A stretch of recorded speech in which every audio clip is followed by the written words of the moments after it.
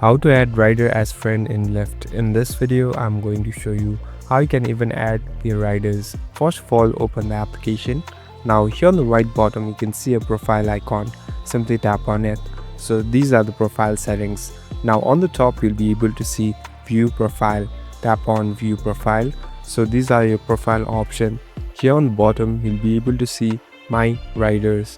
Simply tap on my riders. So this is the section where you can add friends of your riders. So basically the riders that you have already gone with, you can simply add them. So tap on add rider.